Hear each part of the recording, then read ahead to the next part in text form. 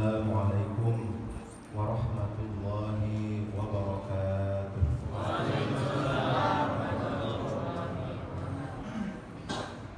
Alhamdulillah, tsumma alhamdulillah. Wassalatu wassalamu ala habibina Muhammadin sallallahu alaihi wasallam wa ala alihi wa sahbihi ajma'in, amma ba'd. Qala Allah ta'ala fil Qur'anil Karim, a'udzu billahi minasy syaithanir rajim.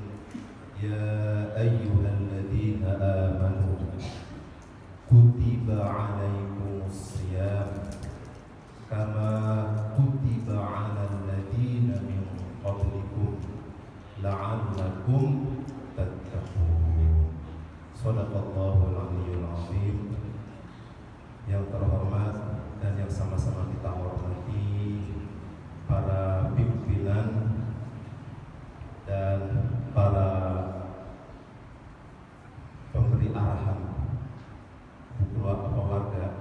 Di sini ada Bapak Ketua RT 7 RW 12 yaitu Bapak Ijin Ibrahim. Kemudian pada Bapak Ketua RT 11 RW 13 Bapak Agus Ibrahim. Juga ada Ketua DKM Masjid Al-Bayyinah Bapak Ali Akbar. Yang terhormat juga dan yang sama-sama kita hormati, hadir di sini para guru kita, ustadz-ustadz kita yang tentunya terus membimbing kita, dan kita doakan semoga Allah Subhanahu wa taala memberikan kesehatan kepada beliau-beliau semua. Ada di sini Pak Ustadz Derbi, kemudian Pak Ustadz Saiful Hadi, Pak Ustadz Maulana, Pak Ustadz Untung, Pak Ustadz Imam Syafi'i, Pak Ustadz Nasruddin Mansur, dan Pak Ustadz Nafis Qurtubi. Dan juga para hadirin sekalian, bapak-bapak, ibu-ibu, kaum remaja, kaum remaji, anak-anak, putra dan putri yang sama-sama kita sayangi. Hadirin yang dimuliakan oleh Allah Subhanahu wa taala, insya Allah kalau tidak berubah, hari Kamis tanggal 23 Februari itu 1 Ramadan, insya Allah kalau tidak berubah. Kenapa? Karena hari Rabunya itu sidang, sudah ditetapkan sidang isbatnya itu hari Rabu tanggal 22 Februari. Semoga saja, ini kan kita doakan semoga saja enggak berubah, bareng-bareng hari Kamis, mudah-mudahan. Karena kita inginnya begitu, ya kan? Inginnya ada persatuan umat Islam. Yang sama hari Kamis, masa kita beda gitu kan? Gak enak juga gitu. Mudah-mudahan bareng-bareng hari Kamis. Dan memang kalau dilihat dari tanggalan itu hari Kamis ya, kalau dilihat dari tanggalan, insya Allah sih, mudah-mudahan bareng-bareng sama-sama. Jamaah yang dimuliakan oleh Allah Subhanahu wa taala, tentunya seperti atlet olimpiade ya. Kalau dia masuk ke medan perlombaan, perlu persiapan nggak? Apa ujuk-ujuk gitu? Kayak saya yang badannya gendut gini ya, tahu-tahu pengen jadi atlet olimpiade, kira-kira bakalan bisa nggak? Nggak bisa. Ada syarat-prasyaratnya untuk jadi atlet, kemudian harus latihan dulu. Nah, begitu juga mau masuk bulan suci Ramadan, perlu namanya persiapan ya. Karena memang yang namanya kita ini mau ibadah bukan 1 hari, 2 hari, tapi berapa? 1 bulan penuh ya anak-anak. Mau puasanya 1 hari, 2 hari, apa seminggu, apa sebulan? Sebulan ya. Niatnya sebulan. Mudah-mudahan lulus ya. Mudah-mudahan nggak batal, tapi harus lihat dulu ya. Umpama nanti ternyata pas puasa ya, ada aja godaannya, ada aja yang namanya itu ya Nah, itu harus dihadapi dulu ujiannya, ya. Harus dihadapi ujiannya. Itu namanya ujian. Bapak Ibu dimuliakan oleh Allah Subhanahu wa taala, apa saja persiapan yang perlu kita siapin sebelum kita masuk bulan suci Ramadan. Yang pertama, siap apa dulu? Siap ilmu. Ya, ilmu dulu siapin. Udah hafal belum rukun puasa? Ada berapa rukun puasa? Ya anak-anak, ada berapa rukun puasa? Rukun puasa ada berapa? Ada berapa? Ada 5 katanya. Itu rukun Islam, bukan rukun puasa. Ada berapa rukun puasa? Ada 6. Wah, itu rukun iman ada 6. Rukun puasa ada 2, cuman 2 rukun puasa. Ya. Yang pertama apa rukun puasa? Niat. Niatnya kapan niatnya? Boleh enggak niat habis sholat subuh niat? Boleh enggak? Niatnya itu sebelum sholat subuh, ya. Jadi niatnya itu diinapkan kata ulama, ya. Jadi dari habis maghrib itu habis maghrib kita buka puasa itu kita niat. Ya. Sepanjang malam itu waktu niatnya itu di situ. Kalau udah lewat waktu sholat subuh, ya, sebagian ulama bilang udah nggak berlaku niat puasa. Tapi sebagian ulama lain lagi mengatakan masih boleh niat puasa. Ya. Tapi namanya ibadah kita kudu hati-hati ya kan, karena ibadah itu resiko nih, kalau nggak sah nanti kita dituntut di akhirat. Jadi kita ambil yang hati-hatinya. Nah, yang hati-hatinya itu kalau untuk ibadah wajib, puasa wajib, niat puasanya itu pada malam hari. Ya. Makanya kita tuh diajarin ya sama guru-guru kita kalau habis sholat tarawih baca bareng-bareng niat. Kalau nggak kedapetan habis sholat tarawih, minimal pas mau sahur, ya baca nawaitu shauma ghadin an adai fardhi syahri ramadhana hadhihi sanati lillahi ta'ala. Pak Ustadz gak hafal, baca Arabnya gak hafal, ya udah pakai bahasa Indonesia boleh.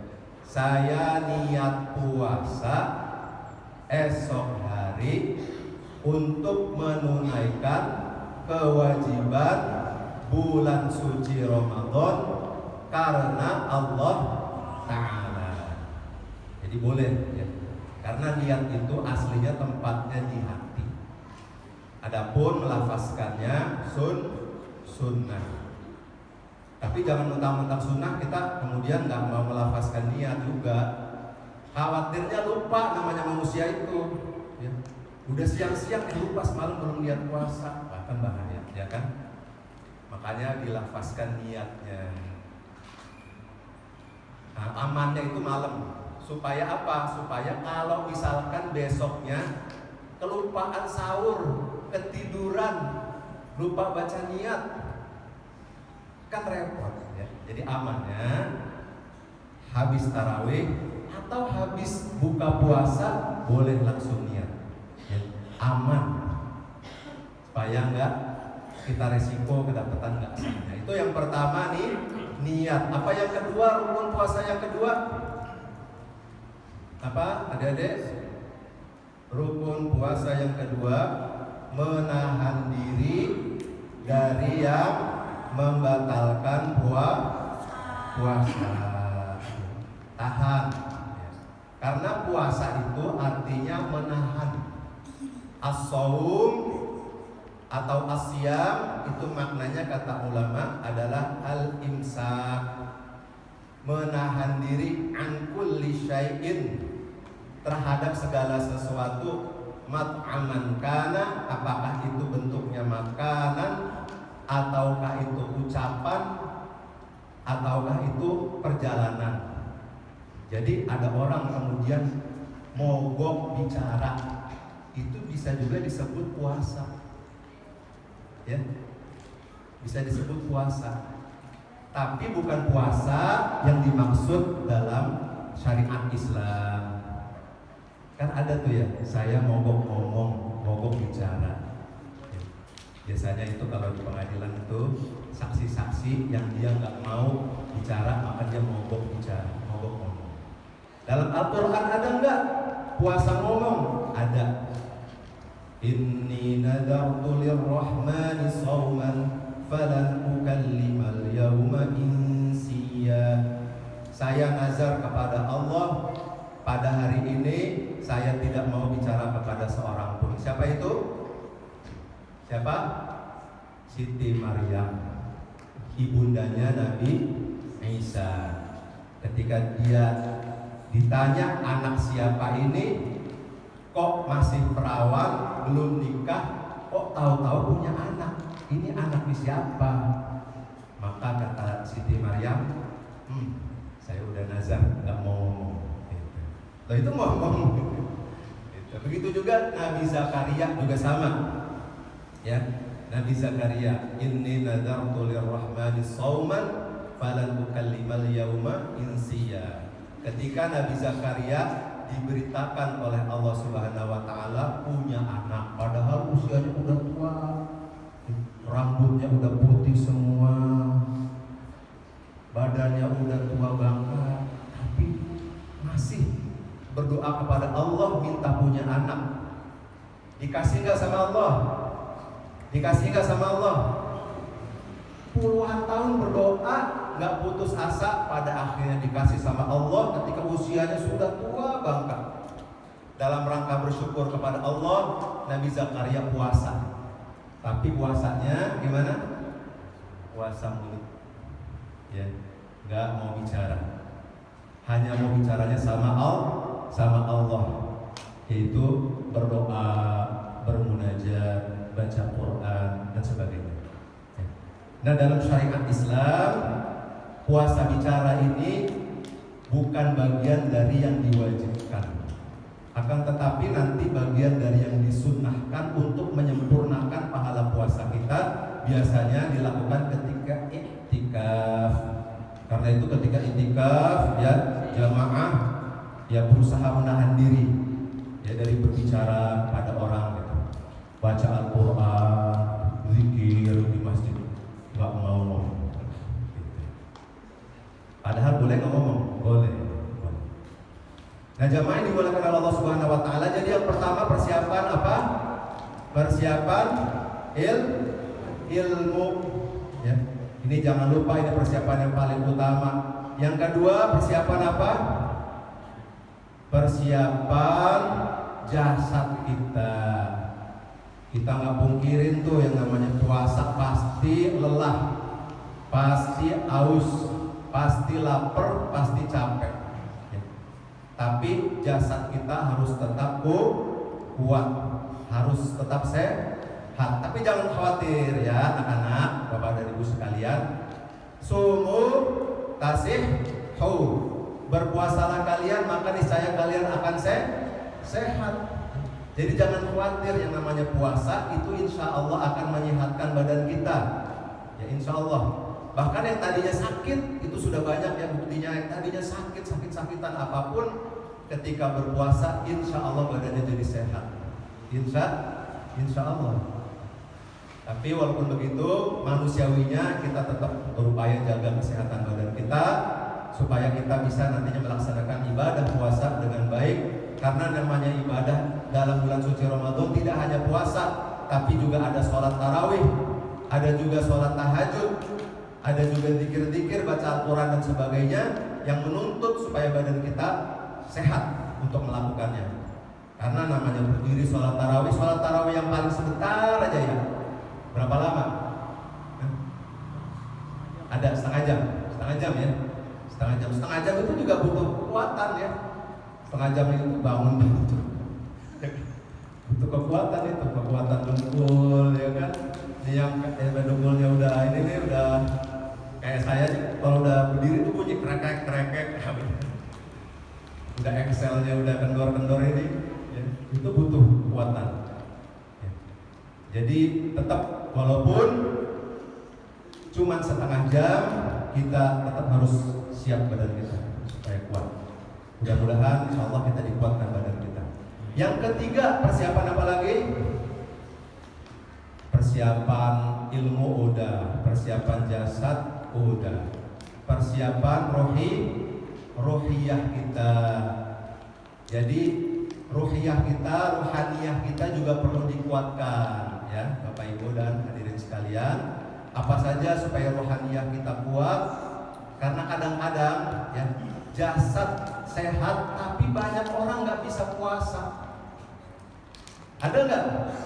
Jasadnya sehat segar bugar, tapi dia nggak bisa puasa, ada nggak? Banyak ya, banyak. Jadi ternyata yang paling penting ini ternyata yang ketiga, bukan persiapan jasad juga, karena ada orang udah tua gitu, tapi masih kuat puasa. Ya, bahkan puasanya puasa Daud lagi, luar biasa. Ya, puasanya puasa Daud, masih kuat puasa walaupun sudah usianya sudah mundur, sudah tua. Ini kan luar biasa. Kenapa itu dia bisa seperti itu? Padahal secara logika jasadnya udah gak kuat. Kenapa? Karena ada kekuatan rohaniyah, kekuatan rohani. Maka yang ketiga ini juga yang harus kita siapkan, yaitu kekuatan rohani. Caranya apa? Dengan cara ini karena udah mepet sebenarnya, udah tinggal 3 hari 4 hari lagi. Jadi kekuatan rohaninya yang perlu kita asah ini, kita gencarkan adalah istighfar dan taubat. Ini aja deh. Karena insya Allah kalau dosa-dosa kita diampuni oleh Allah Subhanahu Wa Taala, dibersihkan hati kita, insya Allah kita akan kuat. Jadi banyak-banyakin saja istighfar. Sudah mulai deket-deket ini. Kalau saya biasanya dulu kalau malam, insya Allah malam ini misalkan mau tarawih, itu biasanya saya dari asar ya udah berusaha untuk iktikaf di masjid. Habis sholat asar, ya mandi dan sebagainya, sebelum maghrib masuk 1 Ramadan itu sudah siap-siap. Ngapain? Banyakin istighfar, banyakin doa. Mudah-mudahan Allah Subhanahu Wa Taala menerima amal ibadah kita. Terutama itu istighfar. Istighfar itu terutama. Istighfar. Mari kita semua sama-sama istighfar ya.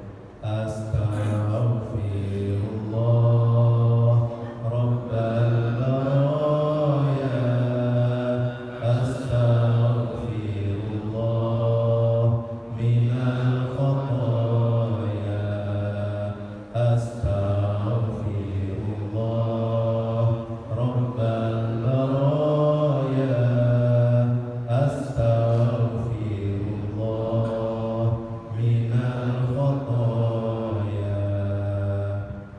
Banyakin istighfar.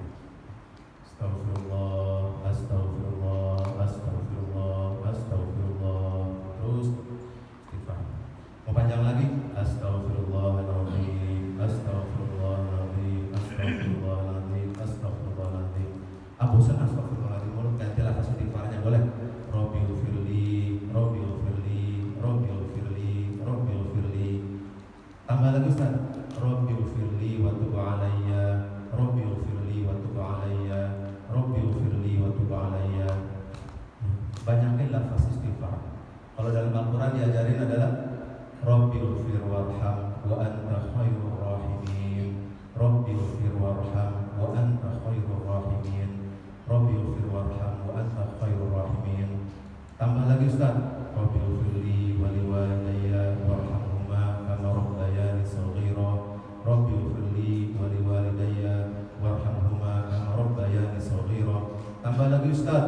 Rabbil firli wa liwalidayya walil mu'minin yauma yaqumul hisab. Itu istighfarnya Nabi Nuh. Jadi banyakin istighfar jamaah sekalian. Istighfar ya. Istighfar pada dosa-dosa kita, terutama memang kita ini banyak dosa, kita akuin banyak dosa, banyak kesalahan yang kita lakukan pada baik pada diri kita sendiri maupun dosa-dosa pada orang tua kita. Atau kita yang sudah punya anak, kita juga punya dosa pada anak-anak kita, ya. Jadi nggak cuma anak-anak saja, ya anak-anak yang punya dosa sama orang tua. Ini orang tua yang ngaku juga punya banyak dosa sama anak-anak, ya. Jadi orang tua juga perlu banyak istighfar, ya. Istighfar, kemudian doakan anak-anak kita supaya jadi anak-anak yang soleh dan solehah juga, ya. Rabbi ja'alni muqimas sholati wa min dzurriyyati rabbana wa taqabbal du'a. Ya Allah, jadikan aku orang-orang yang mendirikan sholat, begitu juga keturunanku, ya Allah kabulkanlah doa. Jadi yang ketiga ini istighfar, taubat, dan banyak berdoa, ya. Makanya itu rahasianya di dalam rentetan ayat puasa ada perintah untuk berdoa. Wa idza sa'alaka 'ibadi 'anni fa inni qarib ujibu da'watad da'i idza da'an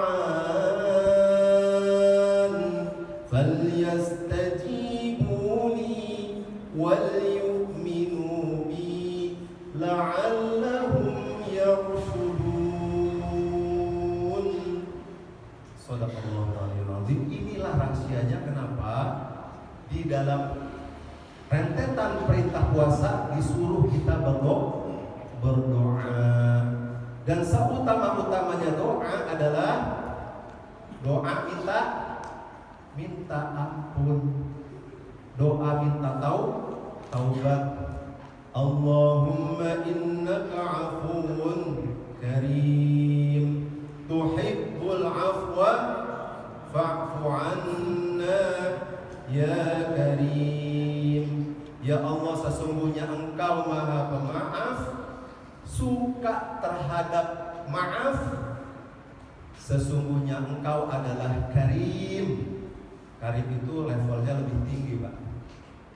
Levelnya lebih tinggi, Bu, daripada sekedar maaf. Karim itu murah hati, ya. Orang yang murah hati, orang belum minta maaf aja udah dimaafin. Itu orang murah hati.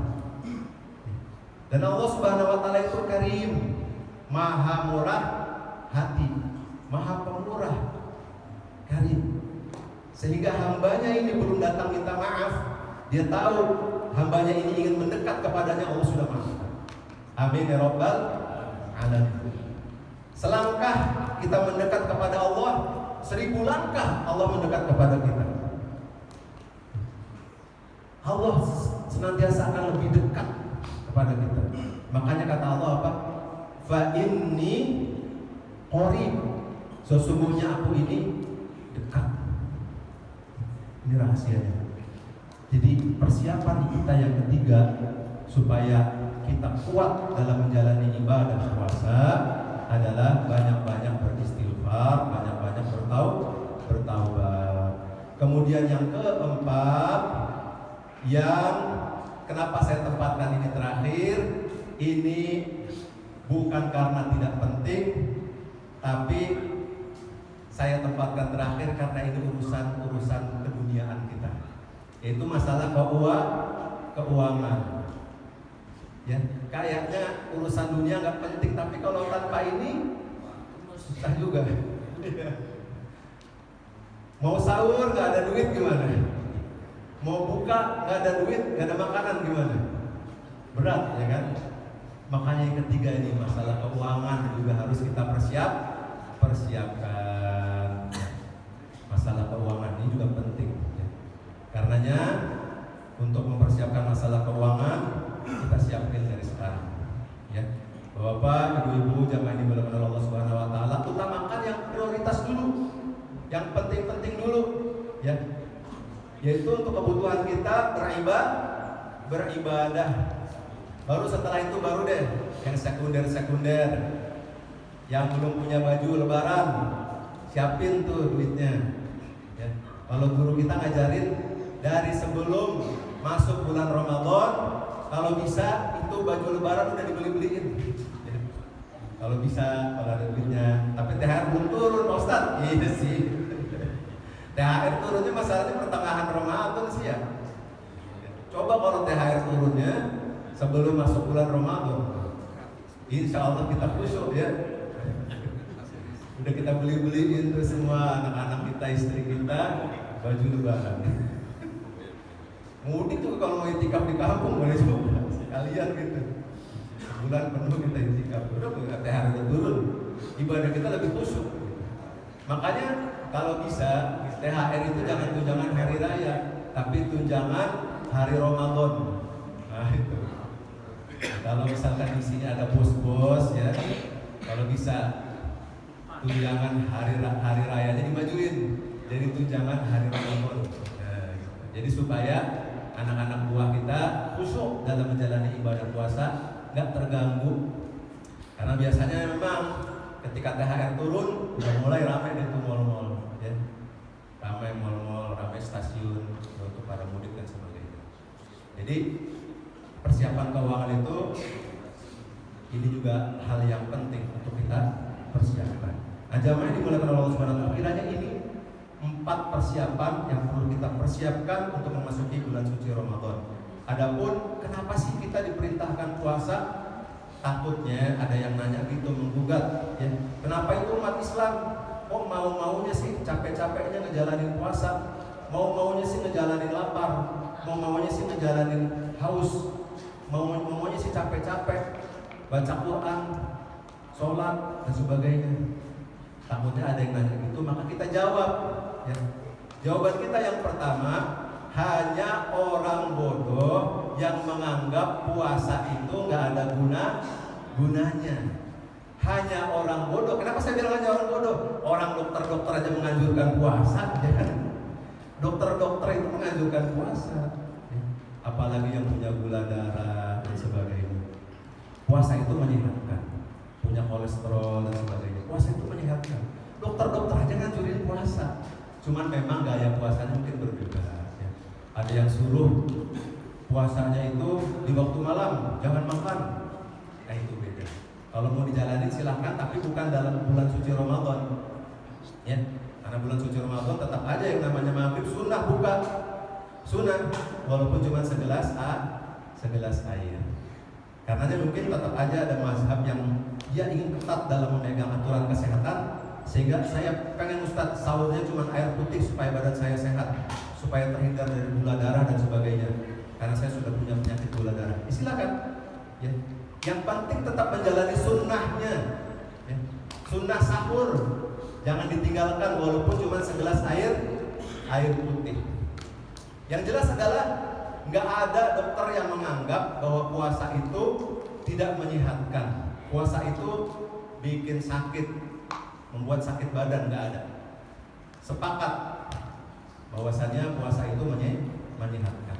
Nah sekarang kita ingin menjawab dari sisi syariatnya, dari sisi hikmahnya. Nah ini terutama buat umat muslim. Kalau yang tidak percaya terhadap Nabi kita, nggak percaya terhadap Al-Quran, ya sudah kan kita nggak, bukan urusan kita, gitu. Tapi kepada umat muslim yang percaya terhadap Allah, terhadap Al-Quran, terhadap Nabi yang memerintahkan kita puasa, perlu kita jelaskan hikmahnya apa, supaya jangan kemudian goncang keimanannya. Jangan goncang keimanan kita. Apa hikmah puasa? Yang pertama, hikmah puasa adalah hikmahnya untuk menghamba kepada Allah Subhanahu wa ta'ala, memperkuat status kehambaan kita kepada Allah. Ini hikmah yang pertama, hikmah yang paling utama, supaya kita menjadi hamba Allah sejati. Ini hikmah yang paling utama, ya. Memperkuat kehambaan kita kepada Allah. Ini hikmah yang pertama. Karena begitu orang-orang yang tidak mau menghamba kepada Allah, ya silakan. Kita disuruh, Allah suruh puasa, kita jalanin. Nah inilah hamba Allah sejati. Kita disuruh sama Allah ngiterin Ka'bah 7 kali. Kita nggak perlu mikir ngiterin Ka'bah 7 kali. Kenapa? Kenapa nggak 8 kali? Kenapa 9 kali? Kenapa nggak 10 kali? Kenapa nggak 11 kali? Kenapa cuma 7 kali? Kenapa nggak cuma 1 kali? Nggak perlu mikir. Allah nyuruh, jalanin. Nah itulah hamba Allah sejati. Allah suruh puasa, jalanin. Maka hikmah yang pertama adalah memperkuat kehambaan kita kepada Allah. Wa ma khalaqatul jinna wal insa illa liya'budun. Tidaklah aku ciptakan jin dan manusia kecuali untuk beribadah, menghamba kepada Allah Subhanahu wa taala, nurut sama Allah Subhanahu wa taala. Apapun yang diperintahkan Allah nurut. Kita nggak kayak Nabi Ibrahim disuruh nyembelih anak, kan enggak. Kita cuma disuruh menyembelih hawa nafsu kita. Itu pun cuma sebentar kok, cuma dari subuh sampai maghrib. Sembelih hawa nafsu kita. Makanya nanti rentetannya kan setelah Ramadan masuk kepada Idul Adha. Idul Fitri atau Ramadan itu untuk menyembelih hawa nafsu syahwat. Sementara Idul Adha untuk menyembelih hawa nafsu dari sisi keuangan kita. Nafsu terhadap harta. Makanya beriringan. Yang main dimuliakan oleh Allah Subhanahu wa taala. Jadi yang pertama ini. Yang kedua, hikmah kita diwajibkan berpuasa kepada Allah Subhanahu wa taala, diwajibkan berpuasa oleh Allah Subhanahu wa taala untuk mendidik sabar. Sabar. Nah, ini yang kemudian banyak kaum remaja kita nggak memahami ini, sayangnya. Kalau kaum remaja ini memahami, insya Allah dengan menjalankan ibadah puasa mendidik kesabaran. Berakit-rakit ke hulu, berenang ke tepian. Bersusah-susah dahulu, bersenang-senang kemudian. Jadi memang kita harus sabar.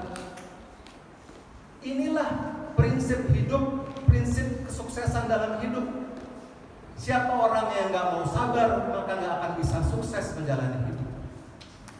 Dan puasa mengajarkan itu. Jadi hikmah yang kedua adalah mendidik jiwa supaya sabar. Sabar menjalani perintah Allah Subhanahu wa taala. Sehingga derajat kita naik dari yang tadinya dikendalikan oleh perut menjadi kitalah yang mengendalikan perut. Jangan sampai kita dikendalikan oleh perut. Itu ibarat hewan.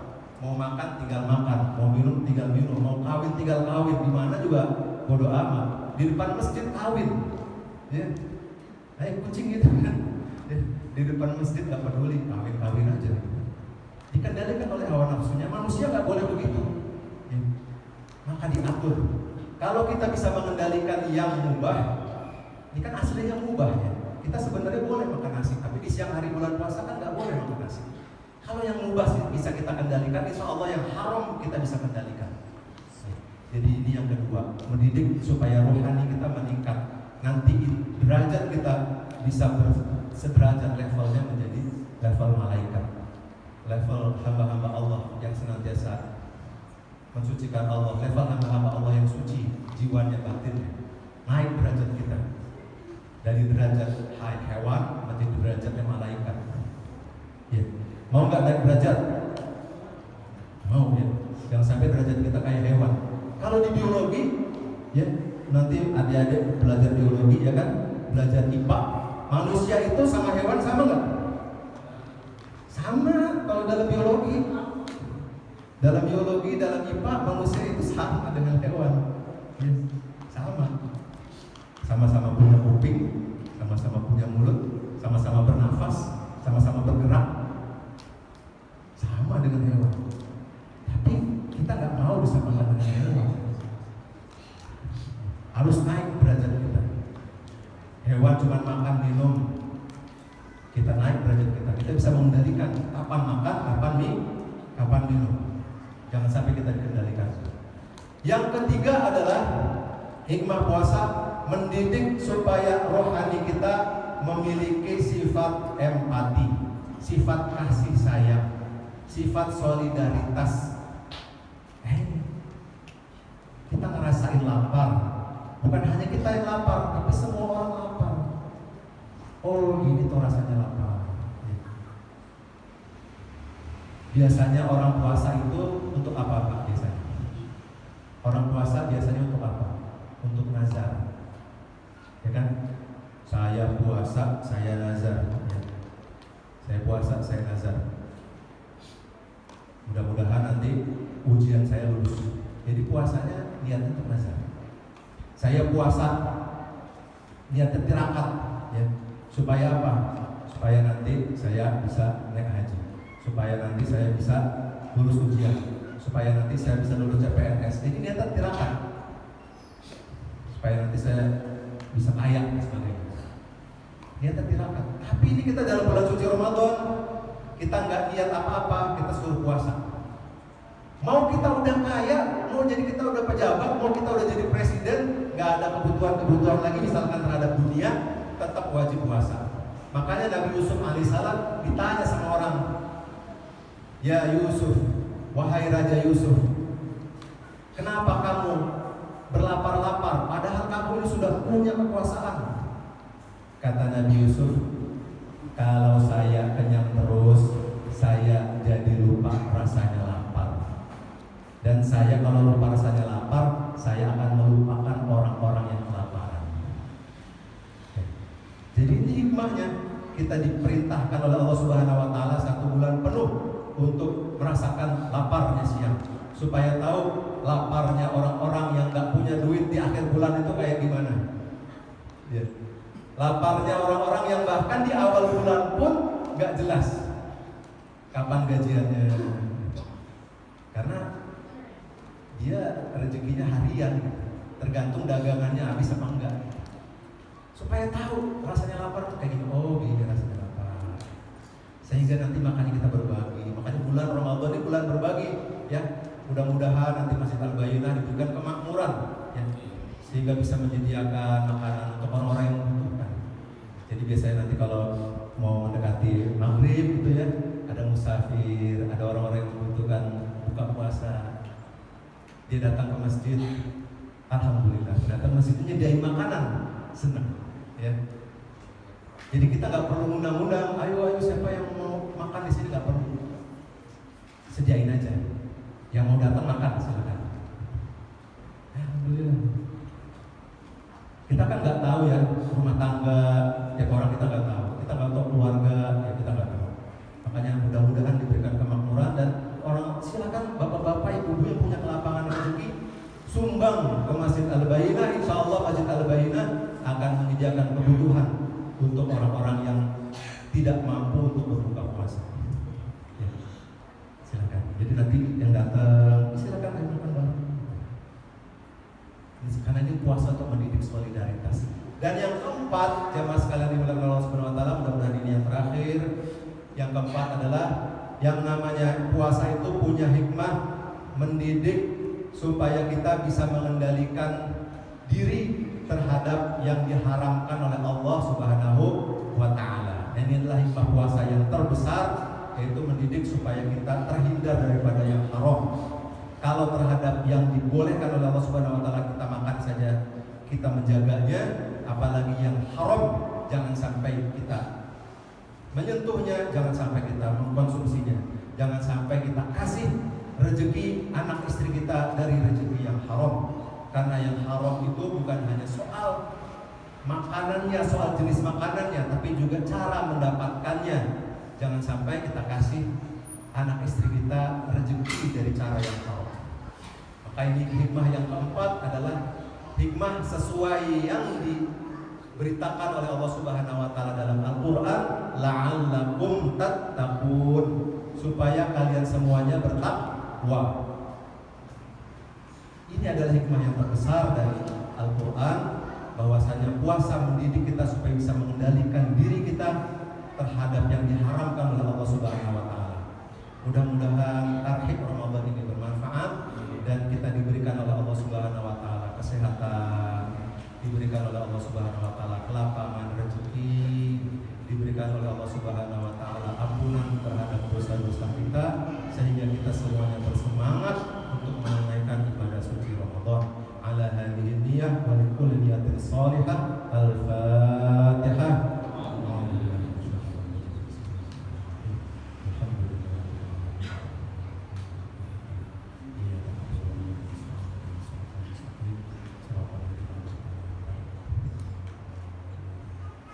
Demikian, lebih dan kurangnya kami mohon maaf.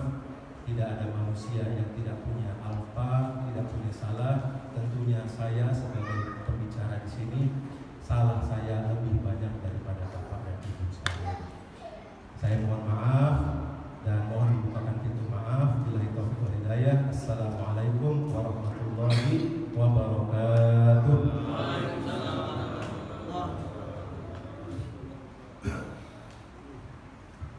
Alhamdulillah. terima kasih kepada Ustaz yang sudah menyampaikan tausiahnya kepada kita semua tentang bagaimana kita mempersiapkan menghadapi bulan suci Ramadan dari sangat hukum, kemudian puasa dan apa saja yang perlu kita siapkan. Karena memang bulan suci Ramadan sudah sebentar lagi akan menghampiri kita dan bersama dengan persiapan yang utama adalah persiapan ruqyah. Kita mudah-mudahan berdoa Allah Subhanahu wa taala menyampaikan kita pada bulan suci Ramadan. Alhamdulillah. Baik, Bapak Ibu sekalian, jemaah Masjid Al-Bainah, dengan tausiah yang tadi disampaikan oleh Ustaz Semari, sudah selesai acara tadi pemahaman kita untuk acara